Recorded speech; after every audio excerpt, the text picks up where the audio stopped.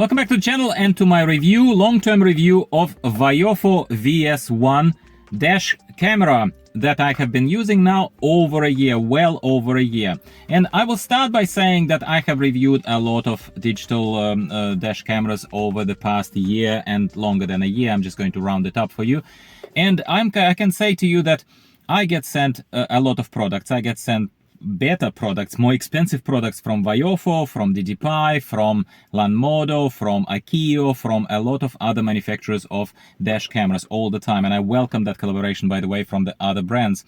I always tell you honestly what I feel about those cameras and who they are for. However, I can tell you that me personally, for my personal use in day-to-day driving in this Subaru Outback in Sydney, Australia, I'm always going back to this camera. And today we're going to kind of casually, as always conversationally, we're going to discuss why I am going back to this.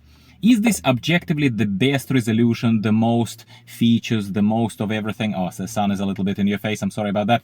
A camera compared to some other higher quality, more expensive products from DigiPi or from VIOFO? No, it's not. It's not. It is a 2K camera. It is facing only forward as per my installation. It is tiny, yeah? And I have reviewed cameras that have AI built into them, that have night vision capability built into them, that have 4K, obviously, footage that became kind of almost standard for good high-quality dash cameras these days in 2025. So why VIOFO? Why do I go back to them? Well, let's figure it out together. First of all, 2K footage, which is ultimately why you have dash cameras, and the angle of the view and the sensor that is being used in VIOFO VS1 is good enough. All of it is good enough. The view angle is good enough. The quality of the footage, I reviewed it multiple times. It's not like I have to do it day by day, because not like things are happening or I'm running a dash cam footage YouTube channel. Like, I do neither of those things. 2K, plenty, my friends. Plenty. The camera sees everything ahead fine. It never failed me. It never had any glitches in it. It never turned off. Yeah, it basically was working like a little tiny workhorse, or let's call it a pony or a mule, if you would like that lovely metaphor. What else can I say? As far as the brand is concerned, VIOFO, I cannot give them an edge over, say, DigiPi, because ultimately, if you have been following my channel, it's a small channel, it's a casual review channel, not some kind of professional, millions of views, subscribers kind of channel. For me, I've been mostly experienced with VIOFO products and DigiPi products, let's be honest. I have reviewed other cameras. I have reviewed Xiaomi Mi 70 camera, the inexpensive one that you can get from AliExpress. And it's a good camera. It's a 1080p camera, mind you. I used it in my Jeep Wrangler, and I was okay with it before I got spoiled by choice with these kind of lovely products that are being sent to me right now. And DigiPi are good friends of this channel. They make really, really good products. So I'm not going to give VIOFO and VS1 specifically any kind of edge over, say, DigiPi in terms of quality. I think they're comparable. They're fine. Both of them are fine. However, if I go back to, so let's rule out the bigger cameras. I don't want a bigger camera with the screen. Why? In my Subaru, I'm not driving a van. You might, so for you, situation might be different. I'm driving a Subaru, and as you can see in Subaru, I would say the windscreen is kind of very slopey. So the cameras can be fitted in many different ways. I appreciate that. However, the visual space, and by that I mean me as a driver, me as a passenger, looking here and looking at this slopey windscreen in front of me right now, I'm recording it in my car, is it's not a massive amount of visual space. It's not a flat windscreen like this that gives you a lot of visual space, where you could fit a camera that is bigger and that has a screen on it. So I don't need a screen. I have to, from my driver's position, I prefer cameras that I can tuck in behind the rear view mirror, which is exactly what VIOFO VS1 does. And I did that with the bigger cameras as well, to be fair, I did, but it's still that blotchy, bigger bulge there. And I kind of, maybe it's not even that obstructing of the view, but for me personally, I just came back to the idea of VIOFO VS1. Good, so that's one point, form factor. It is a smaller camera compared to all those other ones that are better 4K, etc., etc. Akio we reviewed very recently, which is kind of not positioned as a dash camera first, it's positioned as a night vision system first. It's a digital night vision system with a rear view digital mirror as well as dash cam capabilities. Its dash cam capabilities are fairly low quality. You can watch that video, I don't want to repeat myself. It's wonderful in terms of night vision footage and the vision it provides back when you look back, right? However, it's not really a competitor. It's incredibly expensive. It is godsend for those people who drive through the bush or to their farms, to their country houses in the dark, especially if they go off-grid. It's a godsend. However, I simply don't need such an expensive, bulky system here in Sydney. End of the story. Okay, let's keep moving on. What else?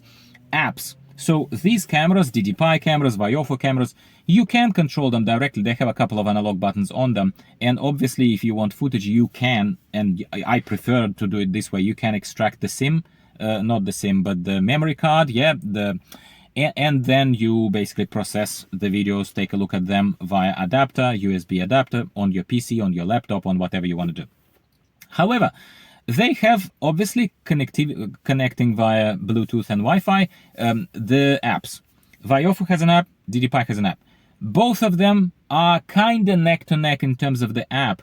However, for some weird reason, I prefer, me subjectively, I prefer VIOFO app.